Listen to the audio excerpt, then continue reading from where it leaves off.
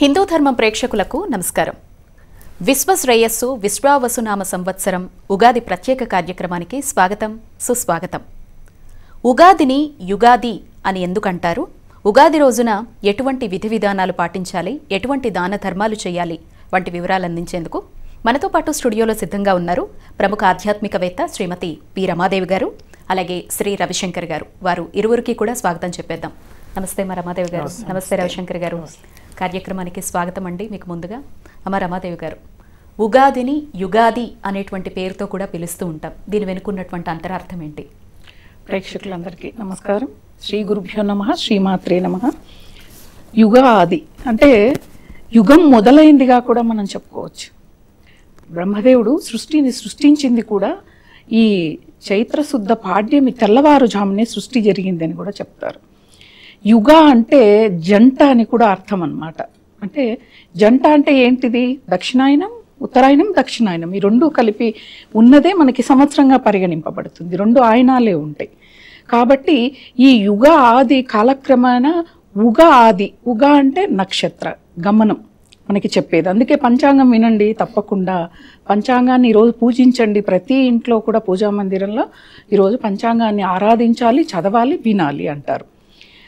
ఈ యుగ ఆది రోజు అంటే యుగం మొదలైంది. మన తెలుగు రాష్ట్రాల్లోనే కాదు, తమిళనాడు, కర్ణాటక, మహారాష్ట్ర ఇలా అనేక రాష్ట్రాల్లో ఒక్కొక్క పేరుతో ఒక్కొక్క మాసంలో వాళ్ళ కొత్త సంవత్సరాన్ని మొదలు పెడతారు. అలా ఈ యుగాన్ని మొదలైన రోజుగా మనం అంటే వసంత ఋతువు కూడా మొదలవుతుంది. చాలా చాలా ఆహ్లాదంగా ఉంటుంది అనుభవంకి వస్తే. వసంత నవరాత్రులు మొదలవుతాయి, వసంత ఋతువు మొదలవుతుంది, ఆనందాన్ని ఇచ్చేది. అలాగే ఉగాది నుంచి ఉక్కపోత కూడా మనకి మొదలవుతుంది. గమనిస్తే శ్రీరామనవమి రోజున ఆ ఉక్కపోత భరించలేం కాబట్టే కళ్యాణం దగ్గర అందరూ విసనకర్రలు పంచుతూ ఉంటారు. ఆ ఉక్కపోత మొదలయ్యేది కూడా. అలాగే ఎండిపోయి రాలిపోయిన ఆకులన్నీ కూడా చిగురించే సమయం ఈ ఉగాది. అందుకే మనకన్నీ వేప చివుళ్ళు, లేలేత మామిడికాయలు అంటే ఒగరుగా ఉండే మామిడికాయల్ని మనం పచ్చళ్ళలో కూడా వాడుతూ ఉంటాం. అంటే మొదలయ్యేది. ఇప్పుడు వస్తున్నాయి 365 రోజులు మామిడికాయలు. కానీ ఇవన్నీ ఒకప్పుడు ఒక ఉగాది ముందు మాత్రమే చిన్న మామిడికాయలు వచ్చేవి మనకి. అలా ప్రతిదీ కూడా ఆహ్వానిస్తున్నాము మేము అనే దానికి సంకేతమే మనం ఈ యుగాది. యుగం మొదలైంది కూడా కాబట్టి. అంటే ఈరోజు అందుకే ప్రత్యేక ఆరాధనలు అంటే వసంత నవరాత్రి పూజ ఆరంభం ఈరోజే చేయాలి, పాడ్యమి రోజు నుంచి నవమి రోజు వరకు కూడా. అలాగే మనకి నవరాత్రులలో ఒకటి నవమి ముందు రోజు పార్వతీదేవి యొక్క ఆవిర్భావం కూడా జరిగింది. అందుకే ప్రకృతి స్వరూపిణి అయిన అమ్మవారిని 9 రోజులు ఆరాధించండి, వసంత ఋతువుని ఆహ్వానించండి, ప్రకృతి పట్ల అప్రమత్తంగా ఉండండి, ప్రకృతి ఆరాధన చెయ్యండి. ప్రకృతితోనే ఎక్కువగా మన సంబంధ అనుబంధాలు ఉంటాయి అన్నమాట. ఎందుకు చూడండి ఒకసారి, ఏదైనా ప్రకృతిలో విలయం వచ్చినా మనకే, ప్రకృతి బాగా ఆహ్లాదపరిచినా మనమే ఆనందాన్ని అనుభవిస్తాం. అలా ఈ ఉగాదిని అందరూ కూడా ఏం చేస్తారంటే, ఇప్పుడు పరిస్థితుల రీత్యా మహిళలు కూడా ఉద్యోగం చేయాల్సి వస్తుంది. ఇప్పుడు మనకు అన్ని విదేశాల నుంచి వచ్చిన కంపెనీలు కాబట్టి ఆ రోజు సెలవు కూడా దాదాపుగా చాలామందికి ఉండదు. అలాంటి వాళ్ళు చాలా ఇబ్బంది పడిపోతూ ఉంటారు. అయినా భక్తి శ్రద్ధలతో మన ఆచారాన్ని, మన సాంప్రదాయాన్ని మరిచిపోకుండా ఈ ఉగాది రోజున జరుపుకుంటే, ఈ రోజున మనం ఏ విధంగా అయితే భగవదారాధన చేస్తామో సంవత్సరం పొడవునా కూడా భగవంతుడి యొక్క అనుగ్రహం మనకు ఉంటుంది. అలాగే భగవదారాధన కాదు, ఈ రోజున ప్రతి ఒక్కళ్ళు కూడా మనలో అరిషడ్వర్గాలు ఉంటాయి. కామ, క్రోధ, లోభ, మోహ, మదమాశ్చర్యాలు. వీటిల్లో ఏవో ఒకటి మనకి చాలా అంటే మనకు ఒక దురదృష్టకరంగా ఒక అవలక్షణం ఉంటుంది. కోపం ఎక్కువగా ఉండటము, క్రోధం ఎక్కువగా ఉండటము.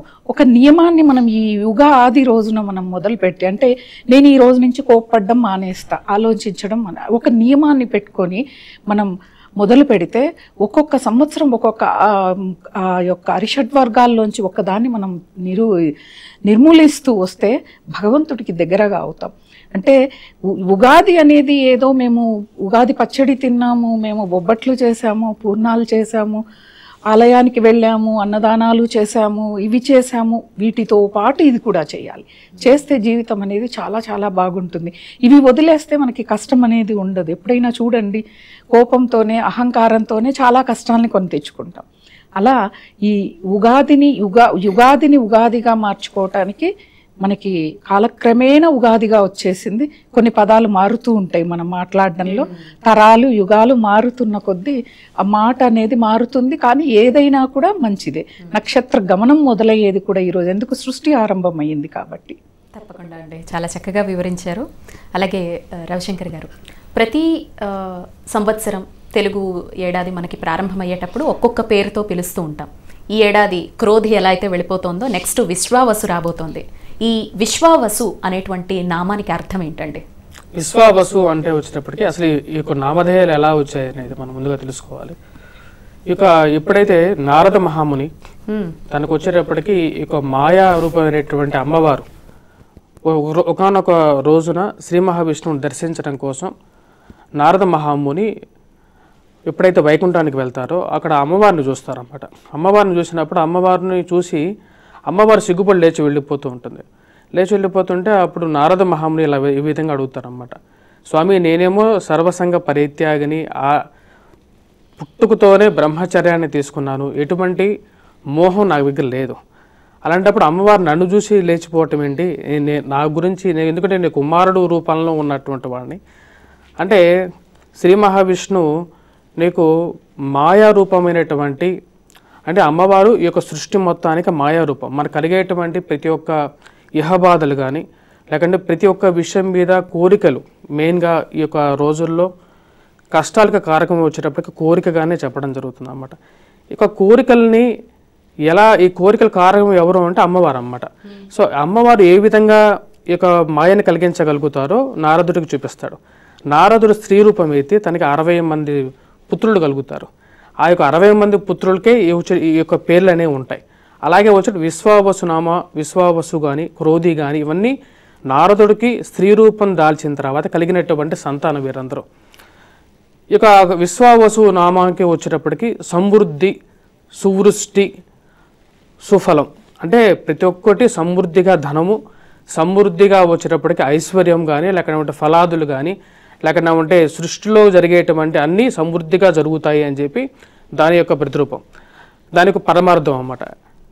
పేరు పట్టేసేసి మనకి ఈ సంవత్సరం ఎలా ఉంటుంది అని చెప్పడానికి కూడా లేదన్నమాట. ఎందుకంటే గ్రహగతులను పట్టేసిన తర్వాతే మనకు వచ్చేటప్పటికి ఈ యొక్క సంవత్సరం నిర్ణయం అనేది జరుగుతుంటుంది. ఈ యొక్క సంవత్సరం అంటే ఉగాదిలో వచ్చేటప్పటికి మనకు ముఖ్యంగా మనం గమనించినట్లయితే సూర్య భగవానుడి యొక్క పూర్తిగా తన యొక్క బలాన్ని ఎప్పుడైతే అంటే తన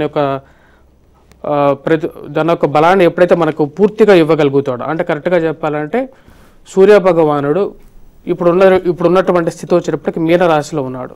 మీనరాశిలో ఉన్నప్పుడు అంటే ఈక్వినాక్స్ అంటారు, అంటే ఉత్తరాయణ కాలంలో ఉన్నప్పుడు తన యొక్క ప్రభావాన్ని ఎక్కువగా చూపించగలుగుతాడు జనుల మీద. అలాంటి సమయంలో వచ్చేటప్పటికి సృష్టి పురోగతి అనేది ఎక్కువగా ఉంటుంది. అంటే ఈ యొక్క కొత్త రకాలైనటువంటి పువ్వులు ఉదయించడం కానీ లేకుండా ఉంటే ఆ యొక్క అంటే సృష్టికి మూలం ఎవరంటే సూర్యభగవానుడు. కాబట్టి ఈ యొక్క ఉగాదిని మనం జరుపుకోవడం అనేది జరుగుతుంటుంది. సూర్యభగవానుడిని ఎక్కువగా పూజించాలి. ఎందుకంటే సూర్యభగవానుడే వచ్చేటప్పటికి ఈ సృష్టి మూల పురుషుడు. ఎందుకంటే సూర్యభగవానుడు లేనప్పుడు మనకు వచ్చేటప్పటికి సృష్టిలో వినాశనం అనేది ఎక్కువగా జరుగుతూ ఉంటుంది. అందుకని ఉత్తరాయణం మనకు వచ్చేటప్పటికి దక్షిణాయనం అనే విధంగా చెప్తారు. శాస్త్ర ప్రకారంగా మనకు చూసినట్లయితే ఉత్తరాయణ కాలం వచ్చేటప్పటికి మనకు మకరం నుంచి కర్కాటకం వరకు ఉత్తరాయణం, కర్కాటకం నుంచి మళ్ళీ 6 రాసులు వచ్చేటప్పటికి మనకు దక్షిణాయనంలో ఉంటుంది అన్నమాట.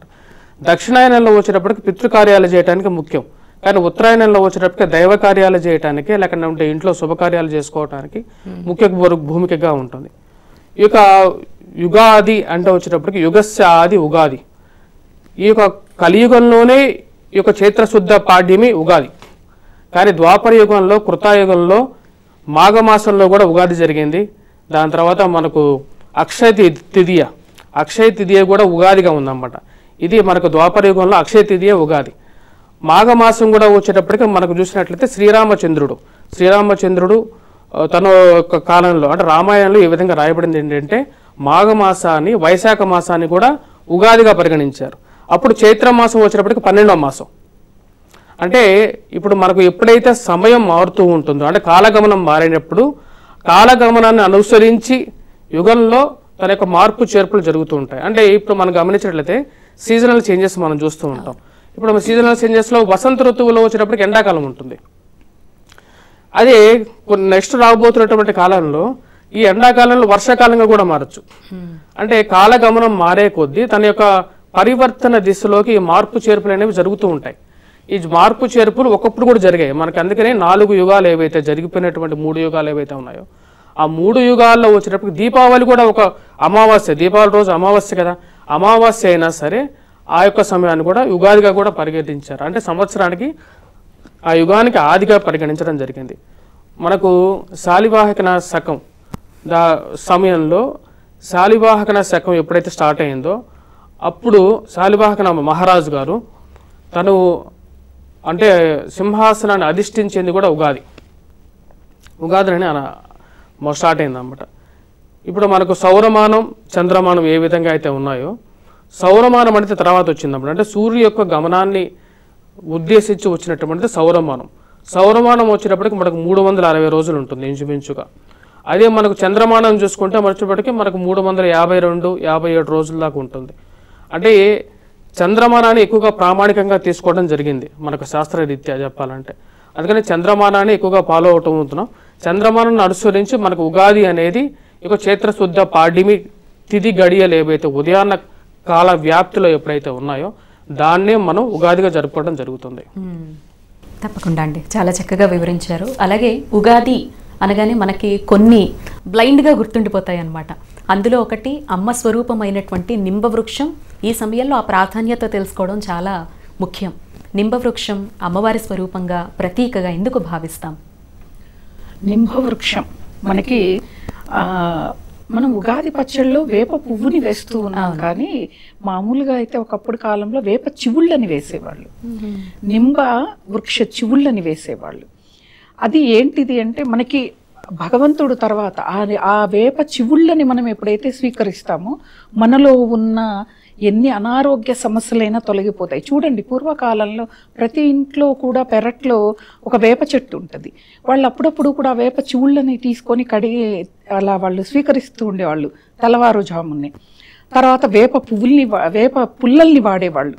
మనం ఇప్పుడు బ్రష్లు వచ్చాయి కానీ అప్పుడు వేప పుల్లలతో బ్రష్ చేసేవాళ్ళు. అయితే ఈ అమ్మవారిగా మనం ఎందుకు భావిస్తున్నాం? ఎక్కడైనా చూడండి, ఆలయాల్లో రావి చెట్టు మహావిష్ణువు అయితే శ్రీ మహాలక్ష్మి వేప చెట్టుగా 2 కలిసి ఉన్న వాటికి ఆరాధిస్తే వివాహం కాని వారికి వివాహం, సంతానం లేని వాళ్ళకి సంతానం కలుగుతుంది అని చెప్పి చేస్తూ ఉంటాం. అంటే మహాలక్ష్మి స్వరూపంగా భావిస్తున్నాము. మనకి దేవతా వృక్షాలలో ఒకటి నింబ వృక్షం. నింబ పళ్ళని కూడా ఒకప్పుడు కాలంలో పిల్లలందరికీ కూడా ఈ ఉగాది వచ్చేవరకు ఆ పళ్ళు రాలి పడితే అవి కూడా తినేవాళ్ళు. అంటే తీయగా కొంచెం చేతుగా ఉండేది. అందుకే అనారోగ్య సమస్యలు అప్పట్లో తక్కువగా ఉండేది. అంటే అప్పుడు ఉన్న ఆహారపు అలవాట్లు వేరు, ఇప్పుడున్న ఆహారపు అలవాట్లు వేరు. అలా మహాలక్ష్మిగా భావించి ప్రతి ఒక్కళ్ళు కూడా ఆ నింబ వృక్షానికి పసుపుని పూసి, అంటే మనం గుమ్మాన్ని ఎలా ఆరాధిస్తామో అలానే ఈ నింబ వృక్షాన్ని కూడా అమ్మవారి స్వరూపంగా ఆరాధిస్తే చాలా చూడండి, వివాహం నిశ్చయం అయిన తర్వాత కూడా అమ్మాయిని కానీ అబ్బాయిని కానీ ఆ రావి చెట్టు వేప చెట్టు ఉన్న చోటికి తీసుకెళ్ళి ప్రదక్షిణలు చేయించి అక్కడ పూజలు కావించేవాళ్ళు. అంటే కాబోయే ఈ జంట కూడా ఆ శ్రీ మహావిష్ణువు మహాలక్ష్మిలాగా కలిసి ఉండాలి అనే ఒక ఆలోచనతో ఆ విధంగా మనకి సాంప్రదాయం ఉండేది. అందుకే ఈ ఉగాది రోజున కూడా వేప వృక్షాన్ని నింబ వృక్షాన్ని తప్పక ఆరాధించాలి. చూడండి, ఇప్పుడు పువ్వు వచ్చేసింది ఆల్రెడీ. నింబ వృక్షాలన్నిటికీ కూడా తెల్లగా పువ్వు కనిపిస్తూ ఉంటుంది. ఈ సమయంలో మనం ఆరాధిస్తే ప్రకృతి ఆరాధనే ఉగాది రోజున గ్రామ దేవత ఆరాధన కూడా ఉంటుంది, ప్రకృతి ఆరాధన కూడా ఉంటుంది. ఇప్పటి నుంచి ఉగాది ముందు నుంచి ఉగాది తర్వాత కూడా మనకి ఊరూరా జాతరలు కనిపిస్తూ ఉంటాయి ప్రతి ఊళ్ళో కూడా గ్రామ దేవతలకి. ఎందుకంటే వేసవికాలం అధికంగా బాధిస్తుంది ఉగాది నుంచి. దానివల్ల అమ్మపోయటం అంటే చికెన్ ఫాక్స్ లాంటివి కానీ, దురదలు కానీ, పొక్కులు కానీ, వేసవి తాపాన్ని తట్టుకునే శక్తిని ఇవ్వమని ప్రకృతి ఆరాధన చేయటంలో భాగంగా మనం ఈ నింబ వృక్షాన్ని మహాలక్ష్మిగా భావించి ఆరాధించటం. అలాగే ఆ కాసేపైన ఆ నింబ వృక్షాన్ని పూజ చేస్తూ వృక్షం యొక్క నీడలో ఆ వాయువుని మనం స్వీకరిస్తూ, ఆ వృక్షం వాయువును వదులుతుంది కదా ఆక్సిజన్ని, దాన్ని స్వీకరించటం వల్ల శ్వాసకోశ సంబంధమైన బాధలన్నీ కూడా తొలగిపోతాయి. చూడండి, ఒకప్పుడు కాలంలో వాళ్ళకి అనారోగ్యం లేకపోయినా కూడా వేప ఆకుల్ని తీసుకొచ్చి కషాయంలాగా చేసుకొని తాగేవాళ్ళు. మనం ఇప్పుడేమో ఏదో వస్తే గానీ మనం వాటిని ఆచరించట్లేదు. ఏదో కరోనా లాంటివి ఏమన్నా వస్తే పూర్వకాలంకి వెళ్ళి అవే మనం ఆచరించే దుస్థితికి దిగిపోయాం మనం. ప్రకృతి ఆరాధన అంటే మనం ప్రకృతి నుంచే మనం ఏది చేసినా, ఏది మనము బాధింపబడ్డా, సంతోషించినా కూడా. చూడండి, ఇప్పుడు మనం చాలా చోట్ల అడవులు కాలిపోవటం, నరికివేయటం లాంటివి జరిగినప్పుడు అక్కడ వాతావరణం చాలా వేడి అయిపోతుంది తెలియకుండా. ఇప్పుడు మనం దారిలో నడుస్తూ వెళ్తూ ఉంటే బాగా వేసవి కాలంలో ఏదన్నా ఒక చెట్టు కనిపిస్తే బాగుంటుంది, వెళ్ళి చల్లగా కూర్చోవచ్చు అన్న ఆలోచన మనకు వస్తుందిగా. అంటే ప్రకృతి మనల్ని రక్షిస్తోందిగా. అమ్మ యొక్క అవతారము ప్రకృతి స్వరూపినిగా భావించినా కూడా మనం ప్రకృతి ఆరాధన, ఈ వసంత నవరాత్రులు కూడా చేస్తాం. రాత్రి ఉదయం అంటే ఈ సమయంలో యముని యొక్క ద్రంష్టలు అంటే ఆయన యొక్క కోరలు భూమికి దగ్గరగా వచ్చినప్పుడు జన నష్టం అనేది జరుగుతుంది చాలా వరకు. ఆ నష్టం జరగకుండా ఉండాలి అంటే మనం ఈ దేవతా అర్చన ఏ విధంగా చేయాలి? వృక్ష రూపంలో కానీ, విగ్రహ రూపంలో కానీ, రాత్రి పూజా విధానంలో కానీ ఆ యొక్క ప్రకృతి ఆరాధన చేయటం వల్ల ఆ యొక్క యమద్రంష్టల నుంచి మనం బయటపడగలం, ఆ అనారోగ్యాల నుంచి బయటపడగలం. చాలా వరకు చూడండి, ఈ వడదెబ్బ కారణంగా మరణించిన వాళ్ళు కనీసం మనకు తెలియక చాలా జరుగుతుంటాయి, తెలిసి మన మాధ్యమాల్లో చూసే ఒక 5-6 కనిపిస్తూ ఉంటాయి. కాబట్టి ఇవన్నీ కూడా మనం రక్షించుకోవాలి. ఇందాక గురువు గారు చెప్పినట్లు సూర్య ఆరాధన, సూర్య ఆరాధన చేయటం వల్ల మనకి నిజంగా చెప్తున్న ఏ దేవత ఆరాధన చేస్తే ఆ దేవత అనుగ్రహం ఖచ్చితంగా మనకు ఉంటుందని నమ్ముతున్నాం కదా. మరి సూర్య ఆరాధన చేసినప్పుడు ఆయన ప్రభావం మన మీద కాస్త తగ్గుతుంది కూడా. కాబట్టి సూర్య ఆరాధన చేయటం, అందులో ఈసారి ఉగాది ఆదివారం రావటం, సూర్యుడికి ప్రత్యేకమైన దినం, సూర్య ఆరాధన చేసే ప్రత్యేకమైన దినం. ఈ రోజు నుంచి, ఉగాది రోజు నుంచి ప్రతి ఒక్కళ్ళు కూడా పండగ, సంవత్సరం మొదలు ఇవన్నీ కూడా పక్కకు పెడితే కొత్తగా జీవితాన్ని, అంటే మన జీవితంలో ఎన్నో చేస్తూ ఉంటాం తెలిసి తెలియక, కనీసం జ్ఞానం కలిగిన తర్వాత దాన్ని వదలటానికి మనం ప్రయత్నం చేయాలి. అలాగే గ్రామదేవత ఆరాధన, గ్రామదేవతల్లో జాతరలు చేస్తారు ఇప్పుడు బాగాను. మనం చూస్తే తిరుపతి గంగమ్మ జాతర, ఇవన్నీ చాలా అద్భుతంగా జరుగుతాయి. చిన్న చిన్న ఊళ్ళల్లో కూడా గ్రామదేవతల యొక్క జాతరలు ఎక్కువగా జరుగుతాయి. ఏంటిది అంటే గ్రామాల్ని రక్షించే దేవతలు వాళ్ళు, ప్రకృతి స్వరూపిణి అయిన పార్వతీదేవి యొక్క అంశలే వీళ్ళు. కాబట్టి వీళ్ళ ఆరాధన మనకి సత్ఫలితాలని కూడా ఇస్తుంది. వీళ్ళ ఆరాధనతో పాటు ప్రతి గ్రామ దేవతాలయంలో కూడా నింబ వృక్షం ఉంటుంది.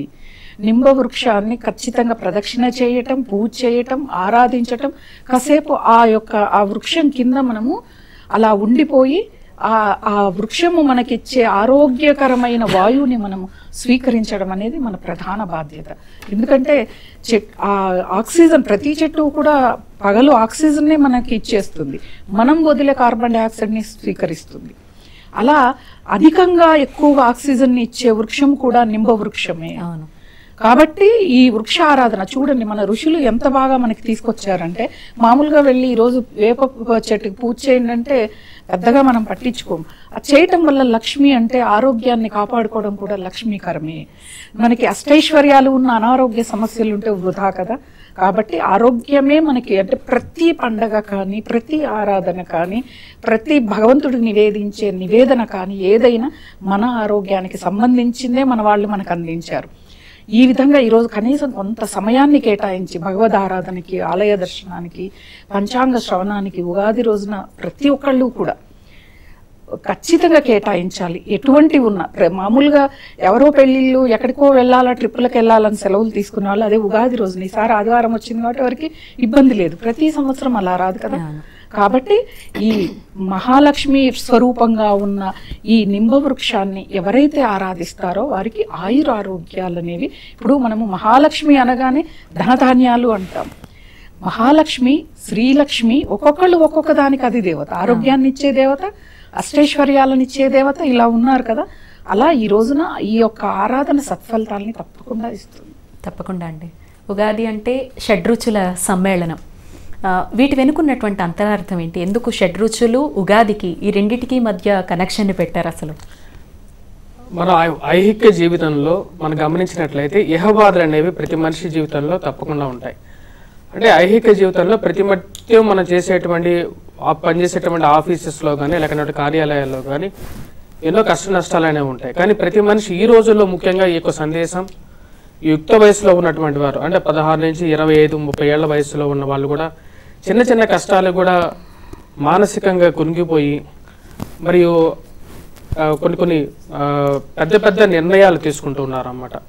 అంటే సమాజంలో చిన్న చిన్న అంటే ఒక ఎదురు దెబ్బ తగిలినా సరే దాని నుంచి ముందుకి వెళ్ళలేనటువంటి పరిస్థితిలో వాళ్ళు ఎందుకు ఉంటున్నారంటే వారికి మనకు సాంప్రదాయ అలవాట్లు తెలియకపోవటం అనేది ఒక మెయిన్ ప్రాబ్లం. ఇప్పుడు షడ్రుచుల గురించి ఎందుకు ఈ యొక్క ఉగాది రోజు చెప్పడం అంటే ముఖ్యంగా ప్రతి మనిషి జీవితంలో వచ్చేటప్పటికి తీపి, వగరు, పులుపు, చేదు, అలాగే వచ్చేటప్పటికి మనకు పులుపు, వీటితో పాటు కారం, ప్రతి మనిషి జీవితంలో మనలో ఉండేటువంటి గుణాలే ఇవన్నీ. మనకు ఒక విషయం, ఒక చిన్న ఎగ్జాంపుల్ చెప్తాను. ఒక రాజుగారు తన ఆస్థానంలో ఒక మంత్రి గారు అంటే చాలా ఇష్టం ఆయనకి. ఆ మంత్రి గారు ప్రతిదినం ఆయన చూడడానికి వచ్చేవారు. అప్పుడు ఆ యొక్క మంత్రి గారిని చూడకుండా ఆ యొక్క రాజుగారికి పూట గడిచేదే కాదు. అలా గడుస్తున్న కొన్ని రోజుల తర్వాత దాని పక్కన ఉన్నటువంటి మిగతా 5 మంత్రులు ఏం చేశారంటే ఆ మంత్రి గారిని తప్పిస్తే తన జీవితంలో వచ్చినప్పటికీ ఈ 5 మంత్రులకి మంచి ప్రాబల్యం దొరుకుతుందని చెప్పి తనని దూరం చేయడం పన్నాగం పన్నారన్నమాట. అలా కొన్ని రోజుల తర్వాత ఆ మంత్రి గారి గురించి రాజుగారు అడిగారు, ఏరా మంత్రి గారు అంటే ఆ రాజుగారు మంత్రి గారు రావట్లేదు, ఆ మంత్రి గారికి ఆరోగ్యం బాగలేదు, అని చనిపోయారని చెప్పారు. అయినా సరే రాజుగారికి ఆ మంత్రి గారు అంటే చాలా ఇష్టం. ఈ 5 మంత్రులు ఎవరైతే ఉన్నారో తర్వాత రాజుగారితో క్లోజ్ అయిపోయారు. కొన్ని రోజుల తర్వాత రాజుగారు ఆ మంత్రి గారి గురించి మర్చిపోవడం జరిగిందన్నమాట. అంటే ఆ మంత్రి గారు అంటే ఎవరో కాదు, నీలో ఉండేటువంటి మనస్సంకల్పమే. మిగతా ఉండేటువంటి 6 మంత్రులు ఏంటంటే నీ చుట్టూ ఉండేటువంటి వ్యామోహాలు, నిన్ను కప్పిపుచ్చేటువంటివి. నువ్వు నీ మార్గంలో వెళ్తున్నా సరే నిన్ను ఎన్నో రకాలైనటువంటి అట్రాక్షన్స్ అనేవి నిన్ను లోన్ చేస్తూ ఉంటాయి. కానీ వాటన్నిటిని వదిలేసి మనస్సంకల్పంతో ముందుకు సాగాలి. ఇప్పుడు కారం, ఏదైతే నీలో ఉండేటువంటి కోపం, కష్టం, చేదు, మరియు అదే తీపి, సుఖం. ఒక తీపి గురించి ఒక చిన్న ఉదాహరణ చెప్తాను. ఒక ఆఫీస్లో 2 ఉన్నారు. ఒకరోజు వాళ్ళ బాస్ పిలిచి వాళ్ళకి ఏం చెప్పారంటే, నీకు ఈరోజు నువ్వు చాలా రోజుల నుంచి చాలా కష్టపడుతున్నావు కాబట్టి నేను నీకు ఈరోజు మేనేజర్గా ప్రమోట్ చేస్తున్నానని చెప్పారు. ఆ సమయంలో అతనికి ఎంతో ఆనందం వచ్చిందన్నమాట. సరే ఈరోజు ఎలాగైనా సరే బయటికి వెళ్ళి నా కింద ఉన్నటువంటి కొలీగ్స్ అందరికీ నేను మంచిగా పార్టీ ఇస్తాను అని చెప్పి బయటకు వచ్చారు. బయటకు రాగల తన జూనియర్ అందరికీ స్వీట్లు పంచుతున్నాడు. ఇదేంటి నా జూనియర్ నా గురించి స్వీట్లు పంచుతున్నాడా అని అడిగాడు. అని చెప్పి అడిగితే తనకి సీనియర్ మేనేజర్ చేశారని చెప్పి తెలిసిందన్నమాట. అంటే తను ఇన్ని రోజులు కష్టపడి తన జూనియర్ ఏమో సీనియర్ మేనేజర్ అయ్యాడు, తనేమో మేనేజర్గానే ఉండిపోయాడు అన్నమాట. అంటే బాస్తో మాట్లాడేటప్పుడు తన మేనేజర్గా ప్రమోట్ అయినటువంటి ఆనందం బయటికి రాగానే తన జూనియర్ సీనియర్ మేనేజర్గా అయ్యాడని చెప్పేటప్పటికి అది దుఃఖంగా మారిపోయింది. అంటే ఒక మనిషికి ఆనందం అనేది శాశ్వతం కాదు, అలాగే దుఃఖం కూడా శాశ్వతం కాదు. అంటే ఒకటి తర్వాత ఒకటి అనేది వస్తూనే ఉంటాయి. ఇదే శంకరాచార్యులు చెప్పడం జరిగిందన్నమాట. మనకు 12 మంజరి శ్లోకాల్లో కూడా ఆది శంకరాచార్యులు ఇదే విషయాన్ని చెప్పారు. సుఖం తర్వాత దుఃఖం, దుఃఖం తర్వాత సుఖం అనేది కామన్. ఈ విషయాన్ని మనిషికి ఏ విధంగా చెప్పాలి అంటే మన పెద్దలు నిశ్చయించుకున్నటువంటిది ఇది చూతా కుసుమ భక్షణం అంటారు ఇదన్నమాట. చూతా కుసుమం అంటే వచ్చేటప్పటికి 2 విధాలుగా ఇది శాస్త్రంలో చెప్పబడింది. ఒకటి వచ్చేటప్పటికి ఇందాక మీరు డిస్కస్ చేస్తున్నటువంటి వేప పువ్వుతో చేసినటువంటి ఫలోదకం అన్నమాట. అంటే ఫలాలు కలిపినటువంటి తీపి, పులుపు అన్ని షడ్రుచులు కలిగినటువంటి ఒక సమ్మేళనం. ఇది జీవితంలో ప్రతి మనిషి తెలుసుకోవాల్సినటువంటిది. ఈవెన్ పెద్ద పెద్ద మినిస్టర్లు కానీ లేకపోతే పెద్దవారు కూడా వచ్చేటప్పటికి చిన్న చిన్న విషయాలకి అనవసరమైనటువంటి కోపతాపాలకి లోనైపోయి మానసికంగా బాధపడుతూ ఉంటారు. ఈ రోజుల్లో ఇది ఈ చిన్న చిన్న వయసులో ఉన్నటువంటి పిల్లల్లో కూడా చాలా ఎక్కువగా మనం చూస్తూ ఉన్నాం. కానీ ఈ చూతాకుసుమ భక్షణం ఏదైతే ఉందో అంటే వేప పువ్వుతో చేసినటువంటి భక్షణం కానీ లేకపోతే మామిడి పుత్తతో చేసి గంధాన్ని కలిపి తినేటువంటి వారు కూడా మన శాస్త్రంలో ఉంది. అంటే పూర్వకాలంలో నార్త్ ఇండియాలో కూడా ఇది కూడా ఒక ఫాలోడ్ చేసేవాళ్ళు అన్నమాట. కాకపోతే ఈ రోజుల్లో మనకు వచ్చినప్పటికి వేప పూత అనేది ఎక్కువగా మనకు విడిగా దొరకటం, దాన్ని కలుపుకొని దాంతోపాటు మామిడికాయ, దాని తర్వాత బెల్లం, కొత్త బెల్లాన్ని చేసుకొని దాని తర్వాత ఆ తీపి పులుపు కోసం యాక్చువల్గా వచ్చేటప్పటికి ఈ యొక్క చింతపండు రసాన్ని మనం వాడుతున్నాం. యాక్చువల్గా వచ్చేటప్పటికి చింతపండు రసం కన్నా అశోక వనంలో అశోక చెట్టు యొక్క చిగురు కొమ్మలు ఉంటాయి కదా, వాటి నుంచి తీసినటువంటి దాంతోనే పులుపుని తయారు చేయాలి. ఎందుకని అశోకాన్ని ఎందుకు వాడుతున్నారంటే సీతాదేవి అశోకవనంలో నివసించారు. అశోకం అంటే శోకాన్ని పోగొట్టేది, ఆ ప్లస్ శోకం అంటే శోకాన్ని దూరం చేసేటువంటి ఒక వృక్షాన్ని అశోక చెట్టు అని చెప్పి చెప్పడం జరిగింది.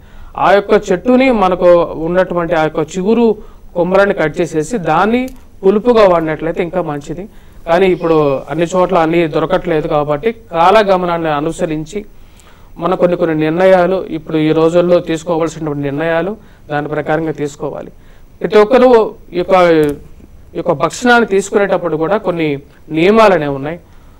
ప్రాతకాలంలో అంటే ఏమీ తినకుండానే అంటే దైవారాధన చేసిన తర్వాత ఉదయాన్నే నిద్ర లేచి తైలాభ్యజ్ఞానం చేసిన తర్వాత తైల సంస్కారం చేసుకున్న తర్వాత స్నానం చేసిన తర్వాత దేవారాధన కూడా చేసుకున్న తర్వాత ఉట్టి కడుపుతోనే తీసుకోవాలి. ఎందుకంటే వీటిలో ఆయుర్వేదంతో కలిసినటువంటి కొన్ని లక్షణాలు అనేవి ఉంటాయి. ముఖ్యంగా వచ్చినప్పటికీ కఫానికి వాతానికి దూరం చేస్తాయన్నమాట. ఇప్పుడు మనం చూసినట్లయితే ఎప్పుడైతే మన యొక్క హిందూ ధర్మంలో మనకు వచ్చేటువంటి ముఖ్యమైనటువంటి పండుగలు ఏవైతే ఉన్నాయో అవి ఎప్పుడైనా సరే మనకు వచ్చేటువంటి ఋతువుల మధ్య వస్తుంటాయి అన్నమాట. అంటే ఒక ఋతువు నుంచి ఇంకొక ఋతువు వెళ్ళేటప్పుడు కానీ సీజనల్ చేంజెస్ జరుగుతున్నప్పుడు కానీ వస్తూ ఉంటాయి. ఒక సీజన్ నుంచి ఇంకో సీజన్కి వెళ్ళేటప్పుడు శరీరం అనేది అంతగా సహకరించదు. ఇప్పుడు నవరాత్రులు అంటే ఇప్పుడు చైత్రమాసంలో మనకు వచ్చేటప్పటికి నవరాత్రులు కూడా ఉంటాయి. ఈ నవరాత్రుల్లో వచ్చేటప్పటికి ప్లస్ ఇది ఉగాది కూడా ఉంది. ఇక నీంబు కుసుమ భక్షణం చేయటం వల్ల వచ్చేటప్పటికి శరీరంలో వాతము పిత్తము పోతుంది. దాంతోపాటు ఈ నవరాత్రులు కూడా విశిష్టంగా జరుపుకున్నట్లయితే శరీరంలో రోగ నిరోధక శక్తి అనేది ఎక్కువగా ఉంటుంది అన్నమాట. అది బాగా శరీరానికి మంచిది. ఈ రోజుల్లో బయట తినేటువంటి జంక్ ఫుడ్స్ కానీ వీటన్నిటి గురించి కూడా కొంచెం శరీరం దృఢంగా కూడా తయారవుతుంది. అలాగే ఉగాది నాడు మనం పాటించాల్సినటువంటి నియమాల విషయానికి వస్తే ప్రథమంగా ఉదయాన్నే అంటే సూర్యాస్తమయానికి పూర్వమే ఉగాది పచ్చడి తీసుకోవాలి, ఇంట్లో పూజాది క్రతువులు కూడా పూర్తి చేసుకోవాలి అని మన పెద్దవాళ్ళు చెప్తూ ఉంటారు. ఎందుకని? బ్రహ్మీకాల ముహూర్తం. ఈ బ్రహ్మీకాల ముహూర్తం అనేది చాలా శక్తివంతమైనది. చాలా మనం అడిగింది మనకి ఖచ్చితంగా ఇచ్చేది బ్రహ్మీకాల ముహూర్తం. ఈ బ్రహ్మకాల ముహూర్తంలోనే మనం ఏ పండగ ఆరాధన చేసినా కూడా చేయాలని శాస్త్ర నియమం ఉంది మనకి. కాకపోతే మనకి ఏంటంటే ఇప్పుడున్న కాలంలో పడుకోవటం ఆలస్యం, లేవటం ఆలస్యం అవుతుంది. పరిస్థితుల రీత్యా రాత్రంతా మేల్కొన్న వాళ్ళు ఉంటారు. ఇటువంటి ఇబ్బందులు ఉన్నాయి కాబట్టి సూర్యాస్తమయం లోపలనే చేయాలి అంటారు. కాకపోతే సూర్యోదయానికి ముందే, ఉగాది అనగానే అందరూ కూడా నూతన సంవత్సరం కాబట్టి ఇల్లంతా శుభ్రం చేసుకుంటారు. కాకపోతే ఆ రోజు తెల్లవారుజామున ఎప్పుడులాగే గుమ్మాన్ని అంటే ప్రధాన ద్వారం మనకి ప్రధానం అని చెప్తారు కదా, ప్రధాన ద్వారానికి శుభ్రం చేసి పసుపుని రాసి కుంకుమని పెట్టి ఇరువైపులా పుష్పాలని పెట్టి రంగవల్లులు అంటే ముగ్గులు తప్పనిసరి. అలాగే గుమ్మానికి మామిడాకులు వేప మండలు ఈ రెండూ కూడా తప్పకుండా కట్టాలి. ఇలా కట్టి మళ్ళా తర్వాత మనం శుచి అవ్వాలి. అభ్యంగన స్నానం అనేది తప్పనిసరి. కొన్ని పండగలకి అభ్యంగన స్నానం తప్పనిసరి అంటారు. ఎందుకు అంటే ఋతువు మారుతున్నప్పుడు శరీరం మన చర్మంలో కూడా కొన్ని మార్పులు అంటే పగుళ్ళు రావటం ఇలాంటివి జరుగుతాయి. అందులో అధికంగా వేసవి కాలం వచ్చి వేడి ఎక్కువగా అయ్యే సమయం కాబట్టి తైలాభ్యంగన స్నానం చేస్తే మనకి ఆ చర్మ వ్యాధుల నుంచి బయటపడతాము.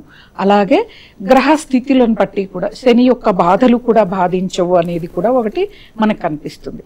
తర్వాత తైలాభ్యంగన స్నానం చేసి నూతన వస్త్రాలు ఉంటే ధరించాలి, లేని వాళ్ళు మాత్రం తప్పకుండా ఉతికి శుభ్రపరిచిన దుస్తుల్ని మాత్రమే ధరించాలి. నేను ఏదో ఒక గంట సేపు వేసుకున్నాను ముందు రోజు అవి వేసుకుంటాను అలా కాదు. ఒకసారి శరీరం మీద ధరించిన తర్వాత అవి పూజకి కానీ పండగ రోజుల్లో కానీ వేసుకోవటానికి అవి పనికిరావు. అసలు మామూలుగా కూడా అలా ధరించకూడదు. కాకపోతే ఏమంటే మనకి ఇప్పుడు పని ఎక్కువ అవటం వల్ల అలా వేసుకొని మళ్ళీ వేసుకునే వాళ్ళు చాలామంది ఉన్నారు. ఉతికి శుభ్రపరిచిన దుస్తులు, అలాగే పూజా మందిరాన్ని శుభ్రం చేసుకొని విగ్రహాలు ఫోటోలంతా శుభ్రం చేసుకొని ఉగాది పచ్చడిని తప్పక తయారు చేసుకోవాలి.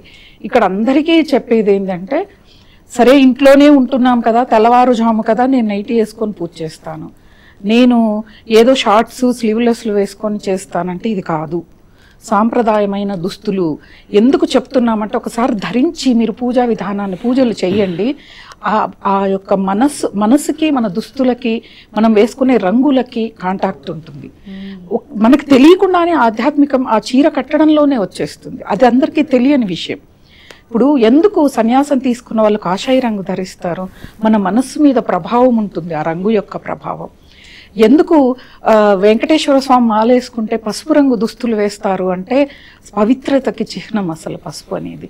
కాబట్టి ఇలా సాంప్రదాయమైన దుస్తుల్లోనే భగవంతుని ఆరాధన చేయటం, పరగడుపుని అంటే కడుపు ఖాళీగా ఉన్నప్పుడే ఆ ఉగాది పచ్చడిని స్వీకరించటం, ఇవి ప్రధానం. అలాగే తులసి ఆరాధన, తులసి బృందావనాన్ని కూడా శుభ్రం చేసి, చాలా మంది ఏం చేస్తారంటే పండుగ రోజు పొద్దున్నే ఇవన్నీ అవ్వవు అని ముందు రోజే చేస్తారు. ముందు రోజు అమావాస్య ఉంటుంది ఉగాదికి, ఈ రోజున శుభ్రం దేవతారాధనలకు సంబంధించినవి శుభ్రం చేయకూడదు. మీరు ఇంట్లో ఎక్కడో ఏదో షెల్ఫ్ శుభ్రం చేసుకుంటా అంటే సరిపోతుంది, కానీ ఈ ముందు రోజు రాత్రే చేసి పెట్టేసుకున్నామండి, ఉదయాన్నే దీపం పెట్టుకుంటాం, మేము లేస్తామో లేదో అన్న ఆలోచన చాలా మందికి వస్తుంది. కాదు, ఉదయం లేచాకే మీరు ప్రధాన గడప ఎప్పుడైతే శుభ్రం చేస్తామో అప్పుడు తులసి బృందావనం కూడా శుభ్రం చేసి అందంగా అమ్మవారిని అలంకరించి, ప్రకృతి ఆరాధన, తులసి బృందావనంతో అమ్మవారు మనకి భూత ప్రేత పిశాచ బాధల నుంచి రక్షిస్తుంది, అనేక బాధల నుంచి కూడా మనల్ని బయటపడేస్తుంది, ఎన్నో సంకేతాలను ఇస్తుంది. ఆ తులసి ఆరాధన తర్వాత మనం ఈ షడ్రుచులతో కూడిన ఉగాది పచ్చడిని స్వీకరించి తర్వాత ఇంట్లోని చిన్న వాళ్ళందరూ కూడా పెద్దవాళ్ళకి పాద నమస్కారం చేసి వాళ్ళ ఆశీర్వాదం తప్పకుండా తీసుకోవాలి. అలాగే ఆలయ దర్శనం, ఈరోజు తప్పకుండా ఆలయ దర్శనం చేయాలి.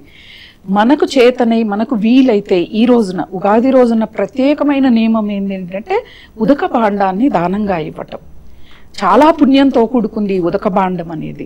ఉదక భాండం ఎలా ఇవ్వాలి అనేవి కూడా కొన్ని నియమాలు ఉంటాయి. నేను ఉదయం కొనుక్కొని వచ్చి నీళ్లు పోసిస్తా అంటే అది కాదు పద్ధతి. 2-3 రోజుల ముందే కుండని కొనుక్కొని వచ్చి దాన్ని శుభ్రపరుస్తూ నీళ్లు పోస్తూ నీళ్ళని మారుస్తూ మట్టి వాసన పోయేలాగా తయారు చేయాలి కుండని. ఆ రోజు నీళ్ళని పోసి భగవంతుడి దగ్గర ఆరాధన చేసేటప్పుడు పెట్టి గంధ కుంకుమలని అలంకరించి, కడు పేదవారు ఎవరైనా, ఈ వర్ణం వాళ్ళ అనేది కాదు, ఏ వర్ణం వాళ్ళైనా అది కొనుక్కోలేని స్థితిలో ఉన్న వాళ్ళకి ఇది శాస్త్రోక్తంగా ఉదక భాండాన్ని దానంగా ఇవ్వటం, చలివేంద్రాలని స్థాపించటం, ఇవన్నీ మన జీవితమే కాదు మన పిల్లలకు కూడా ఈ పుణ్యం అనేది సంతరించుకుంటుంది. ఎక్కడికి వెళ్ళినా కూడా మనకి దాహం కానీ ఆకలి కానీ ఏవి కూడా ఉండకూడదంటే మన కొన్ని క్రతువులలో కొన్ని పనులు తప్పకుండా చేయాలి. అలాంటిది ఉగాది రోజున. ఎందుకు అంటే వేసవి తాపం ఎక్కువగా ఉంటుంది. సరే మేము ఈ ఉదక భాండం చలివేంద్రాలు స్థాపించలేము అన్నవాళ్ళు మీ ఇంటి దగ్గరలో కింద ఒక 10-20 గ్లాసులకి మంచినీళ్ళు చల్లగా ఉన్నాయి తీసుకొని వెళ్ళి, రహదారిన వెళ్ళే వాళ్ళకి చాలా వరకు ఈ సర్వీస్ చేసిన వాళ్ళకి ఎక్కువగా ఆటోలు వాళ్ళు వెళ్ళేవాళ్ళు, సైకిల్ మీద వెళ్ళేవాళ్ళు, బైకుల మీద వెళ్ళేవాళ్ళు ఆగి మరి నీళ్లు తాగుతారు, ఎంతో సంతోషపడతారు. కాబట్టి చల్లని నీటిని అంటే ఫ్రిడ్జ్లో నీళ్లు కాదు, కుండలో పోసి చల్లదనం చేసినవే ఇవి ఆరోగ్యానికి మంచిది. ఫ్రిడ్జ్లో పెట్టిన నీళ్ళు ఇస్తే అవతల తాగిన వాళ్ళకి వేడి చేస్తుంది. ఎందుకంటే ఒకేసారి అంత చల్లని నీళ్లు డైరెక్ట్గా చల్లగా అవుతాయి. కుండలో అయిన చల్లదనానికి ఫ్రిడ్జ్లో అయిన చల్లదనానికి నీళ్ళకి చాలా తేడా, తృప్తి ఉండదు ఫ్రిడ్జ్లో నీళ్లు తాగితే.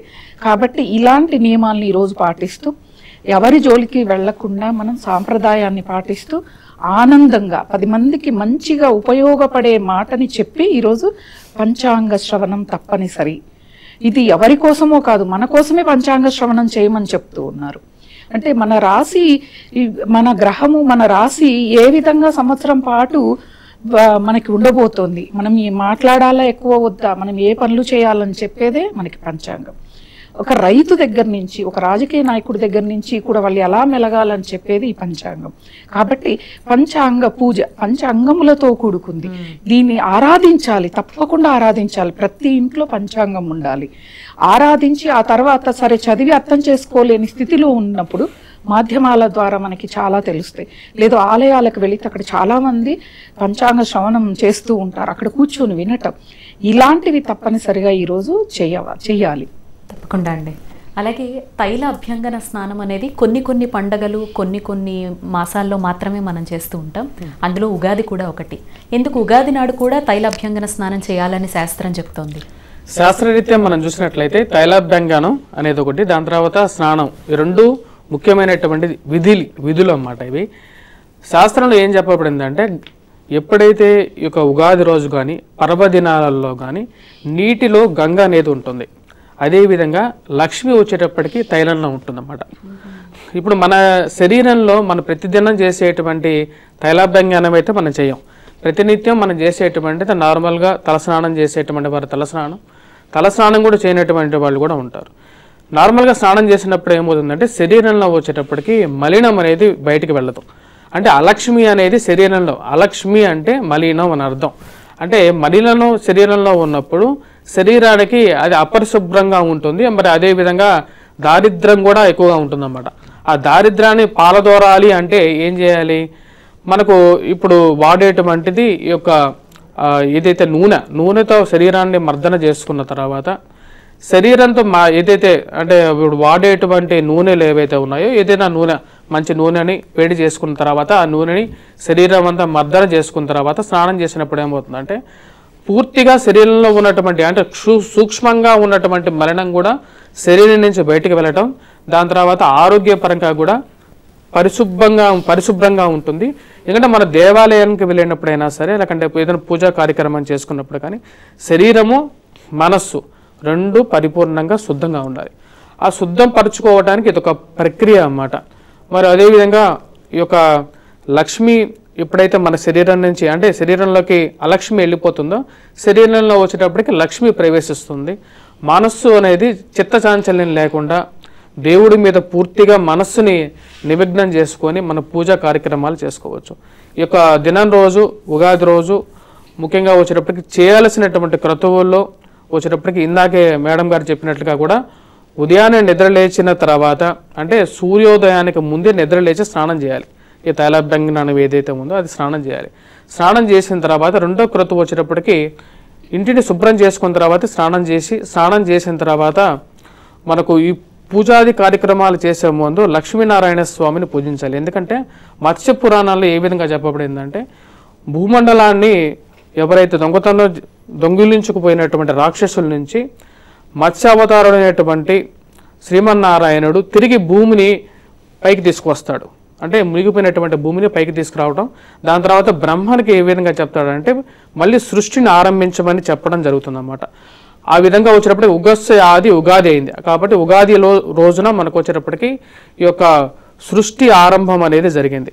మరి అదేవిధంగా ఈ యొక్క దినాన్ని చేయాల్సినటువంటి ఇంకో క్రతువు ఉంది. అది వచ్చేటప్పటికి మనకు నీంబు కుసుమ భక్షణం ఇందాక చెప్పిన విధంగానే. మూడో క్రతువు వచ్చేటప్పటికి ఏంటంటే పూర్ణ కుంభం అన్నమాట. ఇంట్లో మనం పూర్ణ కలశం కానీ కుంభం కానీ పెట్టడం జరుగుతుంది. ఎందుకంటే మనసులో ఉన్నటువంటి కోరికలు తీరాలి అంటే ఇంటిలోకి లక్ష్మిని, శరీరంలోకి కూడా లక్ష్మిని ఆహ్వానించాలి. ఆహ్వానించిన తర్వాత మీ యొక్క కోరికలు మనసులో ఉన్నటువంటి లోపల దాగి ఉన్నటువంటి ప్రతి కోరికని ఆ కుంభ రూపంలోకి మనం ఆహ్వానించి దాన్ని గంధాలు పుష్పాలతో దాన్ని అలంకరించిన తర్వాత పూలతో అలంకరించి మన ఇంట్లో పెట్టి దాన్ని పూజించాలి. ఈ యొక్క దినం రోజు మనం ముఖ్యంగా పూజించాల్సింది లక్ష్మీనారాయణ స్వరూపమైనటువంటి సూర్య భగవానుడిని పూజించాలి.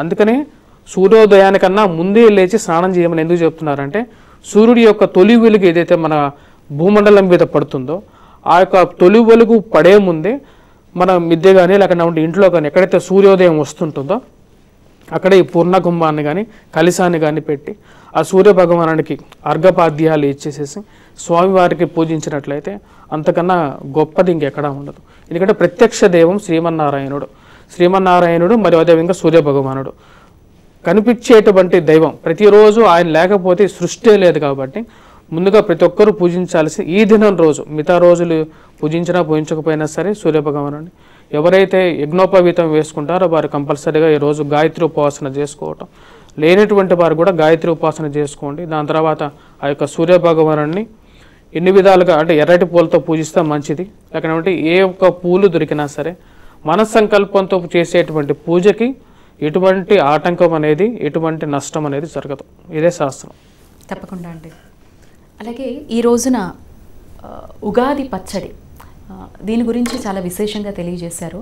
మనం ఏవైతే చేస్తే మంచిది అని చెప్తారో కొన్ని చెయ్యకుండా ఉంటే గనక యముడి కోరల నుంచి కూడా తప్పించుకోవచ్చు అని ప్రతి పండుగకి, ప్రతి మాసానికి, ప్రతి విశేషానికి కూడా పెద్దలు చెప్పడం జరుగుతూ ఉంటుంది. ఉగాది నాడు ఆచరించకూడనటువంటివి ఏంటి? ఉగాది నాడు సూర్యోదయం అయ్యాక నిద్ర లేవటం, ఎప్పుడో స్నానం చేస్తానులే సాయంత్రం సూర్యాస్తమయంలోపు ఎప్పుడో పూజ చేయాలనుకోవటం, ఇవి చేయకూడదు. ఎప్పుడైనా కానీ ఏ రోజైనా, ఉగాదనే కాదు ఏ రోజైనా సూర్యోదయానికి ముందు లేవటమే మన యొక్క సాంప్రదాయం.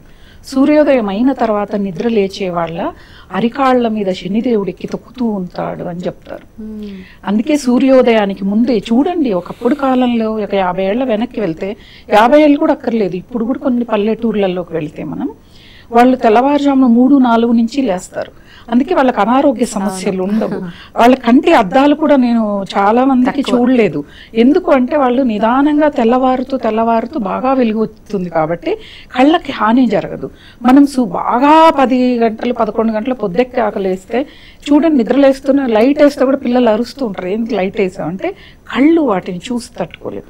కాబట్టే సూర్యోదయానికి ముందు లేవండి, అనారోగ్య సమస్యలు మన దగ్గరికి రావు అని చెప్తారు.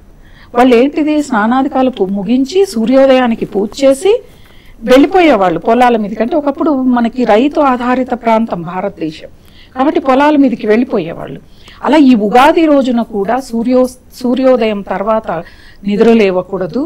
అలాగే జుట్టు విరబోసుకొని, మహిళలు ప్రధానంగా జుట్లు విరబోసుకొని తిరగటం, బొట్టు లేకుండా తిరగటం, కుంకుమ బొట్టు, భగవంతుడి ఆరాధన చేయకుండా ఏ ఇల్లు అయితే ఉంటుందో ఈరోజు అక్కడ దరిద్ర దేవత లక్ష్మి అనేది ఇంట్లో ఉంటుంది. ఉన్నప్పుడే ఇప్పుడు లక్ష్మీదేవి ఉంది అంటే వాళ్ళు సూర్యోదయానికి ముందు లేస్తారు, ఆచారాన్ని వ్యవహరిస్తారు, వాటిని ఆచరించి చూపిస్తారు, ఇంటిని పరిశుభ్రంగా చేసుకుంటారు, ఈ రోజున భగవద్ ఆరాధన చేస్తారు, ఇళ్ళంతా కలకళ్ళాడిపోయేలాగా చూసుకుంటారు, సాంప్రదాయాన్ని ఆచరిస్తారు. ఉగాది రోజున ఎటువంటి ఆహార పదార్థాలని వండుకొని తింటే ఆరోగ్యానికి మంచిదో వాటిని ఆచరిస్తారు. ఇలా చెయ్యాలన్న ఆలోచన వచ్చిందంటే వాళ్ళల్లో లక్ష్మి ఉన్నట్లు. బద్ధకంగా ఎవరైతే ఉండి ఈ రోజున ఉంటారో వాళ్ళకి అలక్ష్మి ఉన్నట్లు. కాబట్టి ఇలాంటివి చేయకూడదు. అలాగే ఉగాది రోజున మనం ఆలయానికి వెళ్ళిన, ఎందుకంటే ప్రతి ఒక్కళ్ళు ఆలయ దర్శనానికి వెళ్తారు, చాలా మందిని చూస్తూ ఉంటాం, అక్కడ కాస్త తోపులాటలు గొడవలు లాంటివి చేస్తారు. ఈ రోజు నువ్వు ఏం చేస్తావో సంవత్సరం పొడవునా కూడా అదే చేస్తామని ఎందుకు అనుకోవాలి కదా. మనం ఉగాది రోజున మంచి పని మొదలు పెట్టండి అని చెప్తూ ఉన్నాం. చెడు పని మొదలు పెడితే చెడుతోనే మొదలవుతుంది మీ ఉగాది నూతన సంవత్సరం. కాబట్టి మనము న్యూ ఇయర్ ఏ విధంగా అంటే జనవరి ఆంగ్ల కాలమాన ప్రకారం మనం న్యూ ఇయర్ని అర్ధరాత్రి వరకు మేల్కుంటామే. ఆ రోజు తెల్లవారుజామున లేస్తామే. మన సాంప్రదాయమైన నూతన సంవత్సరాది ఉగాదిని కూడా మనం ఎందుకు మేల్కోలేకపోతున్నాం, ఎందుకు చేయలేకపోతున్నాం? చెయ్యాలి. చేస్తేనే కదా మన యొక్క ఆచార వ్యవహారాలని పాటిస్తున్న విదేశీయులు వాళ్ళు పాటిస్తున్నారు, మనం పాటించలేకపోతే ఎలా? ఖచ్చితంగా పాటించాలి. ఉగాది రోజున చేయవలసిందివి చాలా మంది అంటారు, పంచాంగం మేము జాతకాలని నమ్మము, జ్యోతిష్యులను నమ్మము, మేము పంచాంగం వినము అని. కాకపోతే పంచాంగం వినాలన్నా కూడా రాసిపెట్టి ఉండాలి. పంచాంగం విని ఆచరించాలి అంటే కూడా భగవత్ కృప ఉండాలి. ఇది ఒకటే గుర్తుపెట్టుకోవాలి. ఏం చేసేదేం లేదు. కళ్ళతో చదవడం అంటే అందరికీ తెలుగు రాకపోవచ్చు, వినటానికి తెలుగు తెలుస్తుంది కదా, మన భాష అనేది తెలుస్తుంది. మాధ్యమాల ద్వారా వినటం వల్ల తప్పేముంది? ఇవి తప్పకుండా చెయ్యాలి. ఎక్కడైతే దారిద్ర్యం ఉంటుందో అక్కడ పండగల్ని కానీ ఆచార వ్యవహారాల్ని కానీ ఆచరించరు. ఒకటే చెప్తున్నాను, మాంసాహారాన్ని తీసుకోకూడదు. తీసుకునే వాళ్ళు కూడా మా సాంప్రదాయం అన్న వాళ్ళు ఉగాది రోజున ఇటువంటివి చేయకూడదు. ఉల్లి వెల్లుల్లి తామసిక ఆహారాన్ని అస్సలే స్వీకరించకూడదు. వేసవి కాలం మొదలవుతోంది, ఆహార నియమాలు కూడా ప్రధానం. కడుపులో అల్సర్స్ రావటానికి కారణం అధికమైన ఆహారం తీసుకోవటం వల్ల, అధికంగా ఉప్పు కారాలు లాంటివి స్వీకరించటం వల్ల. ఇప్పుడు మనం షడ్రుచులలో కారం అని చెప్పుకుంటున్నాం. మిర్చి మన దేశానికి రాకముందు మనకి కారం లేదు. మిరియాల పొడినే కూరల్లో కూడా వాడేవాళ్ళు, కానీ ఉగాది పచ్చళ్ళలో కూడా అదే వాడేవాళ్ళు. అదేంటి, జీర్ణ వ్యవస్థను మెరుగుపరుస్తుంది మిరియాలు అనేది. చూస్తాం కదా మనం కూడా. ఎందుకు అప్పుడప్పుడు కూరల్లో మిరియాలని, ప్రతి ఇంగ్రీడియంట్ ఏదైనా కూడా మన కడుపులో ఉన్న ఆమ్ల శాతం ఎక్కువ ఉంటే వాటిని ద్రోలడానికే తీసుకుంటాం. చాలా మంది ఏం చేస్తారంటే ఉగాది పచ్చబా మా పిల్లలు తినరు అందుకే చేయలేదు అంటారు. కానీ తినిపించాలి. ఎందుకు అంటే ఇది ఆరోగ్యానికనే చెప్పి తినిపించండి. సాంప్రదాయం అంటే స్వీకరించర్లే, ప్రసాదం అంటే స్వీకరించారు. కాస్త అయినా తినటానికి ప్రయత్నం చేసి తినిపించండి. అందరూ కూడా స్వీకరించాలి. కాకపోతే ఇంకొకటి, చాలా మంది ఏం చేస్తారంటే ఈ ఉగాది పచ్చడిని మన కుటుంబం వరకే కాకుండా మనము ఆలయానికి కూడా తీసుకొని వెళ్ళి 10 మందికి ఇవ్వటం వల్ల కూడా చాలా మంచి జరుగుతుంది అనమాట. అంటే మంచి చెడులు అన్నిటి సమ్మేళనమే ఈ యొక్క ఉగాది పచ్చడి. కాబట్టి ఈ రోజున మన ఆలోచన విధానం మారాలి. మారితే చాలా మంచిది. ఎందుకు మార్పు మార్పు అని కోరుకుంటున్నాము అంటే మన వ్యవస్థ చాలా దిగజారిపోతోంది కాబట్టి మార్పు కోరుకుంటున్నాం. కాబట్టి ఈ విధంగా ఆచరిస్తూ ఇంకోటి చెప్తున్నాను, వృక్షాలు నరకటం కానీ వృక్షాలను కాల్చివేయటం కానీ ఉగాది రోజు ప్రధానంగా మీరు మానేశారు అంటే ప్రకృతిని కాపాడిన వాళ్ళు. ప్రకృతిని కాపాడితే చాలు, అమ్మ ఆరాధన చేయక్కర్లు, అమ్మ అనుగ్రహం మనకి లభిస్తుంది. యమద్రంష్టలు మన జోలికి రాకూడదు అని అంటే మనం భగవద్ ఆరాధన చేయాలి, శాస్త్ర నియమాల్ని మనం పాటించాలి. అవి ఆచరిస్తూ 10 మందికి మనం చెప్పగలగాలి. చెప్పగలిగే స్థాయి వచ్చింది అంటే యమద్రంష్టలు మనల్ని ఏమీ చేయలేవు. భగవంతుడు ఉన్న చోటికి మనకి ఎటువంటి ఇబ్బంది, మనకి ఒక కష్టం వస్తుందని కూడా మనం నమ్మకూడదన్నమాట. ఇలా చాలా నియమాలు మనం ముందుగా కూడా చెప్పుకున్నాం. ఉతికి శుభ్రపరిచిన దుస్తుల్నే వాడాలి, అవే జడలు విరగోసుకోకుండా జడ వేసుకొని చక్కగా సాంప్రదాయాన్ని పాటిస్తూ నుదిటిన ఖచ్చితంగా సరే ఈ వేసవి కాలం కారిపోతుంది స్టిక్కర్లు పెట్టుకుంటామంటే దాంతోపాటు కొంచెం కుంకుమని ధరించండి. ధరిస్తే ఎంత అందంగా ఉంటుంది ముఖం. అసలు కుంకుమ ధరించిన ముఖాన్ని చూస్తే అసలు మంచిది కూడా అని అంటారు. కాబట్టి ఇలా ఆచార వ్యవహారాల్ని సాంప్రదాయంతో, మళ్ళీ మొండి చేతులతో మొండి మెడతో ఉండకూడదు. తప్పనిసరిగా మంగళసూత్రం అనేది ఇప్పుడు అదొక ఇదైపోయింది, ఒక ఫ్యాషన్ లాగా తీసివేసి వేసుకునేలా కాదు.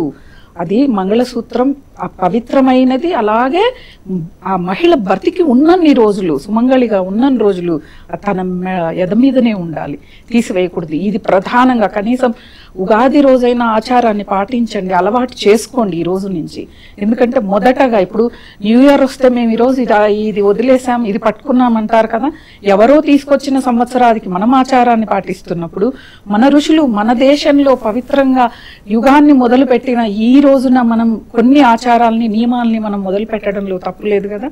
కాబట్టి ఎప్పుడూ కూడా దరిద్రమైన పనులని చేసే కంటే చేసి ఆరాధన చేస్తామనే బాధపడే కంటే అసలు చెయ్యకుండా ఆరాధన చేస్తే ఇంకా మంచిది. తప్పకుండా చాలా చక్కగా వివరించారు. అయితే మనకి ఏ ఏడాది ప్రారంభమైనా, అంటే ఇప్పుడు ఉగాది ఆదివారం నాడు ప్రారంభమవుతాం కాబట్టి ఏడాదంతా కూడా సూర్య భగవానుని ప్రభావం ఉంటుంది. గత ఏడాదో క్రితం ఏడాదో శనివారంతో ప్రారంభమైతే శనైశ్వరుడి ప్రభావం ఉంటుంది. ఇటువంటి నమ్మకాలు కొంతమందిలో ఉంటాయి. అదేవిధంగా ఖచ్చితంగా ఎందుకు పంచాంగ శ్రవణాన్ని వినాలి, మనకి సంబంధించినటువంటి రాసులు కావచ్చు, వాటి ఫలితాలు కావచ్చు ఎందుకు తెలుసుకోవాలి అనే భావన కొంతమందిలో ఉంటుంది. ఉగాది అనేది గమన గమ్యాల్ని నిర్దేశిస్తుంది అనే నమ్మకం కూడా ఉంటుంది. వీటన్నింటికి మీరు ఇచ్చే సమాధానం ఏంటి? మంచి ప్రశ్న అడిగారు. ఇప్పుడు మనం గమనించినట్లయితే అది నిజంగా కూడా నిజమే. ఎందుకంటే ఉగాది రోజు ఉండేటువంటి దినం అంటే ఉదయకాల వ్యాప్తిలో ఉండేటువంటి దినమే ఆ యొక్క సంవత్సరాధిపతి అవుతాడు అన్నమాట. అంటే ఇప్పుడు రాబోతున్నటువంటి విశ్వావసునామ సంవత్సరంలో రవి ఆధిపత్యాన్ని తీసుకున్నాడు. రవి ఆధిపత్యాన్ని తీసుకుంటే ఎలా ఉంటుందంటే గత సంవత్సరం మనం చూసినట్లయితే క్రోధినామ సంవత్సరం కుజుడు ఆధిపత్యాన్ని తీసుకున్నాడు. కుజుడు ఆధిపత్యాన్ని తీసుకున్నప్పుడు ఎలా అయింది? కుజుడు ఆధిపత్యాన్ని తీసుకున్నప్పుడు మనం చూస్తున్నాం ఈ యొక్క రష్యా వార్ కానీ లేకుండా ఉంటే జరుగుతున్నటువంటి గాజా పాలస్తీనా ఈ యొక్క యుద్ధాలు కానీ లేకుండా ఉంటే ప్రపంచంలో ఎక్కడ చూసినటువంటి వైషమ్యాలు మరియు అదేవిధంగా ఉద్రిక్తలు ఎక్కువగా ఉన్నాయి. మరి అదేవిధంగా ప్రజల మధ్య ఉద్యమాలు రావటము, కొన్ని దేశాల్లో అయితే ప్రజా ఉద్యమాలు దారితీసి అక్కడ ఉన్నటువంటి ప్రభుత్వాలను కూడా కూలదోయడం జరిగింది. అంటే బంగ్లాదేశ్లో జరిగినది. ఇప్పుడు రాబోతున్నటువంటి కొత్త సంవత్సరంలో వచ్చినప్పటికీ రవి ఆధిపత్యాన్ని తీసుకోబోతున్నాడు. రవి ఎప్పుడైతే ఆధిపత్యాన్ని తీసుకుంటాడో మనకు మిర్చి రేటు బాగా రావటం కానీ, టమాటో రేటు బాగా పెరగటం కానీ, లేకుండా ఉంటే ఎండల తీవ్రత అనేది రాబోతున్నటువంటి మే నుంచే యాక్చువల్గా మనం చూసినట్లయితే ఎండల తీవ్రత అనేది బాగా ఎక్కువగా ఉండటం కానీ, మరియు అదేవిధంగా వచ్చేటప్పటికి ఎర్రటి వస్తువులు ఏవైతే ఉంటాయో అంటే చిరుధాన్యాలకు ఎక్కువగా వాల్యూ రావటం కానీ ఇలాంటివన్నీ జరుగుతాయి. అదేవిధంగా ఈ సంవత్సరం మనం గమనించినట్లయితే ఈ యొక్క ఉగాది రోజు మనకు కాలగమనంలో చాలా మార్పులు అనేవి వస్తూ ఉంటాయి. ఈ యొక్క సంవత్సరం నుంచే వచ్చేటప్పటికి గురువు అతిచార స్థితిలోకి వెళ్తున్నాడు. రాబోతున్నటువంటి 8 సంవత్సరాలు గురువు అతిచార స్థితిలోనే ఉంటాడు అన్నమాట. ఇది 1938లో జరిగింది. దాని తర్వాత మళ్ళీ ఈ యొక్క సంవత్సరంలోనే మళ్ళీ గురువు అతిచారంలోకి వెళ్తున్నాడు. అప్పుడు గురువు అతిచారం అంటే వచ్చేటప్పటికి 0.028 డిగ్రీస్ అనేది అతిచారం అన్నమాట. 0.04 డిగ్రీస్ అనేది చారం. అంటే దాదాపు 8 రెట్లు ఎక్కువగా ఫాస్ట్గా మూవ్ అవుతాడు. అంటే మనకు బృహస్పత్యమానం అని చెప్పి ఒకటి ఉంది. సౌరమానం, చంద్రమానం, బృహస్పత్యమానం అని చెప్పి 3 మానాలు అన్నమాట. అంటే నార్త్ ఇండియాలో వచ్చేటప్పటికి బృహస్పత్యమానం ఫాలో అవుతారు. వశిష్ఠుడు చెప్పిన విధంగా వచ్చినప్పటికీ ఒక మధ్య ప్రదేశంలో మధ్య భారతంలో వచ్చినప్పటికీ చంద్రమానాన్ని ఫాలో అవ్వమని చెప్పేసి వశిష్ఠుడు తన యొక్క దీనిలో రాయటం జరిగిందన్నమాట. అదేవిధంగా మనకు దక్షిణాన చూసుకుంటే అంటే మనకు ముఖ్యంగా ఈ యొక్క తమిళనాడు కానీ లేకుండా ఉంటే కర్ణాటకలో కానీ సౌరమానం అనేది ఎక్కువగా ఉంటుంది. అంటే సూర్యుడి యొక్క గమనాన్ని బట్టి ఫాలో అవుతాడు. సూర్యుడు ఒక రాశిలో 30 దినాలు ఉంటాడు అన్నమాట. అంటే 0.580 degrees to 0.6 degrees దాకా ఉంటాడు అన్నమాట. దీనివల్ల ఒక రాశిలో 30 దినాలు ఉంటాడు. అదేవిధంగా గురువు వచ్చేటప్పటికి 1 సంవత్సరం పాటు ఉంటాడు. సంవత్సరం ఉండాల్సినటువంటి ఒక రాశిలో సంవత్సరం ఉండాల్సినటువంటి గురువు ముందుకు ఫాస్ట్గా వెళ్ళి అంటే మిథునం నుంచి కర్కాటకంలోకి వెళ్ళి మళ్ళీ వక్రగతిన మళ్ళీ అంటే రెట్రోగ్రేడ్లో మళ్ళీ తిరిగి వెనక్కి వస్తాడు అన్నమాట. ఇలా 8 సంవత్సరాలు ముందుకు వెళ్ళటం వెనక్కి రావటం ముందుకు వెళ్ళటం రావటం ఇది జనరల్గా జరగదు. అంటే మీకు చెప్పాం కదా 1938లో వరల్డ్ వార్ 2 జరిగింది. అప్పుడు వరల్డ్ వార్ 2 జరిగింది అన్నమాట. ఆ యొక్క సమయంలో జరిగింది. అప్పుడు బ్రిటన్ యొక్క ఆధిపత్యం అనేది ఎక్కువగా ఉంది, మన భారతీయ ప్రపంచం మొత్తం ఎక్కువగా ఉంది. 1945కి వాళ్ళకి వరల్డ్ వార్ 2 ముగిసిపోయింది. దాని తర్వాత బ్రిటన్ యొక్క ఆధిపత్యం అనేది ముగిసిపోయింది ప్రపంచం మీద. అటువంటి స్థితి మళ్ళీ ఇప్పుడు గురువు అతిచార స్థితిలోకి రావటం, రవి ఆధిపత్యాన్ని తీసుకున్నప్పుడు ఎలా ఉంటుందంటే కోపతాపాలు ఎక్కువగా ఉంటాయి మనుషుల మధ్య కానీ, చిన్న చిన్న విషయాలకి ఎక్కువగా కోపపడ్డం కానీ, స్టేట్స్ మధ్యలో కానీ అంటే భారతదేశంలో ఉన్న స్టేట్స్ మధ్యలో కానీ అంటే చిన్న చిన్న వ్యవహారాలకే కోపం ఎక్కువగా ఉండటం, మనుషుల యొక్క ఉండేటువంటి తామస గుణం అనేది కొంచెం రజోగుణం కానీ రజోగుణం అంటే కుజుడు దానికి ఆధిపత్యం, ఇది తామస గుణంగానే చెప్పవచ్చు. ఇది కోపం అనేది ఎప్పుడైనా వినాశనానికి ఇదిగా ఉంటుంది అన్నమాట. ఇక ఉగాది రోజు వచ్చేటప్పటికి మనం గమనించినట్లయితే ఉగాది అనేది కాలగమనానికి ముఖ్యం అన్నమాట. ఎందుకంటే మీకు ఇంగ్లీష్ క్యాలెండర్ మనం చూసినట్లయితే 365 రోజులు ఏదైతే ఉందో ఈ 365 రోజుల్లో మొదటి రోజు January 1 ఏదైతే జరుగుతుందో దానికి ఋతువులతో సంబంధం లేదు, మరియు ఏ పండగలకి సంబంధం లేదు, అది ఎటువంటి దేనికి సంబంధం లేదు. కానీ మనకు రాబోతున్నటువంటి ఈ యొక్క ఉగాది మటుకు ఋతువుకి సంబంధం ఉన్నటువంటిది. ఓకే, అంటే కాలగమనం మారుతున్నది. ఇక్కడి నుంచి మనకు వచ్చేటప్పటికి రాబోతున్న వసంత ఋతువు, దాని తర్వాత అట్లా మారుతూ ఉంటుంది అన్నమాట. అంటే మీకు క్లైమేటికల్ చేంజెస్ షిఫ్టింగ్ అనేది జరుగుతుంది. కాబట్టి దీనికి ఒక ప్రాముఖ్యత అనేది ఉంది. ఇది మేనే కాదు, మీరు అమెరికాలో ఎవరిని మాట్లాడినా సరే January 1 అనే దానికి ఒక డేట్ ఇట్ ఇస్ అంటే ఒక దినం. ఏదో ఇప్పుడు 20 తారీఖు అంటే 20 తారీఖే, 22 తారీఖు అంటే 22 తారీఖు అంటే ఒక తారీఖుగానే దాన్ని పరిగణలోకి తీసుకోవాలి. కానీ దానికి ఎటువంటి ప్రాముఖ్యత అంటే వాళ్ళ యొక్క మత ప్రకారంగానూ లేదు, దానికి ఎటువంటి ఇది లేదు. కాకపోతే మనకేంటంటే మన హిందువులకి ఏంటంటే వేరే మతాన్ని కొద్దిగా ఎక్కువగా పూసుకోవటం అనేది కొంచెం ఎక్కువగా ఉంటుంది. కాబట్టి వాళ్ళు దాన్ని తొందరగా అలవాటు చేసుకోవటం అనేది జరిగింది. దానిలో ఒక ఎంజాయ్మెంట్ వెతుక్కోవటం జరిగింది. కాకపోతే నిజమైనటువంటి లక్ష్మి ఆవాహన చేసుకోవటం కానీ, లక్ష్మిని ఇంట్లోకి తీసుకురావటం కానీ, ఇంట్లో నాకు మేడం గారు చెప్పినట్ల విధంగా మనం ఎలా ఉంటున్నాము అనే దాన్ని బట్టే మన పిల్లలు ఉంటారు. ఈరోజు మనం నైటీ వేసుకోను లేకుండా ఉంటే మనకు తండ్రిగా మనకు పూజ ఎలా చేయాలో తెలియకపోతే మనలో వెనకాల ఉండేటువంటి పిల్లలు ఏం చేస్తారు, మా నాన్నకి ఏం తెలియదు నాకు ఏం తెలియదు అంటారు. నీకు తెలియకపోయినా సరే నువ్వు తెలుసుకోవడానికి ఒక తండ్రిగా నువ్వు ఒక కర్తవ్యం. ఎందుకంటే ఒక యజమాని ఎప్పుడైతే ఇంట్లో పూజ చేస్తాడో ఆ యొక్క ఫలితం అనేది ఇంటి మొత్తానికి వస్తుంది. అదేవిధంగా భార్య కన్నా వచ్చేటప్పటికి అంటే ఇంట్లో ఉండేటువంటి యజమానురాళ్ళు కన్నా యజమానికే ఎక్కువగా వచ్చేటప్పటికి ఈ యొక్క ఇది ఉంటుంది అన్నమాట, కర్తవ్యం. అది యాక్చువల్గా వచ్చేటప్పటికి నిత్య అగ్నిహోత్రం చేయాలి, అదేవిధంగా నిత్య పూజాధారణ చేయాలి. ప్రతి ఒక్కరు చేస్తేనే వచ్చేటప్పటికి మన యొక్క తరతరాలకి ఈ యొక్క ఇది అనేది కంటిన్యూ అవుతుంది. అంతేగాని మధ్యలో నాకు ఇది తెలియదు అది తెలియదు అని చెప్పి తెలియదు అనేది అది ఒక ఎగ్జంప్షన్గానే మనం భావించాలన్నమాట. కాబట్టి ఉగాదిని ఒక పర్వదినంగా అందరూ జరుపుకుంటే కాలగమనాల్లో వచ్చేటప్పటికి పంచాంగ శ్రవణంలో మనం గమనించినట్లయితే తిదివార నక్షత్ర కరణ యోగాల్ని మనకు పంచాంగం అంటారు. అంటే ఒక దినానికి 24 గంటలు ఉంటే 24 గంటలు కానీ కొంచెం ఎక్కువగానే తక్కువగానే ఉండొచ్చు. అంటే సూర్యోదయ కాలమానం ప్రకారంగా తిది, వారం, నక్షత్రం, కరణం, యోగం ఈ 5 కలిస్తేనే ఒక దినానికి వచ్చేటప్పుడు కొన్ని లిమిటేషన్స్ ఉన్నాయన్నమాట. ఈ 5 కలిస్తే పంచాంగం అవుతుంది. ఇక పంచాంగాన్ని ఆ రోజు శ్రవణం చేసినప్పుడు ఏమవుతుందంటే ముఖ్యంగా వారు తెలుసుకోవాల్సినవి వ్యవసాయం ఎలా జరుగుతుంది, ఎటువంటి పంటలు వేయచ్చు, ఎప్పుడు వర్షాలు పడతాయి, ఈ సంవత్సరం వర్షం ఉంటుందా లేదా, ఎటువంటి ఫలాదులు మనం పండించవచ్చు, పాడి పంటలు బాగుంటాయా లేవా, లేకుండా ఉంటే ఎటువంటి లోహాలకి ఈరోజు అంటే మార్కెట్లో కూడా వచ్చేటప్పటికి ఈ సంవత్సరం గోల్డ్ మంచి రేట్ రాబోతుంది ఈ సంవత్సరం నుంచి.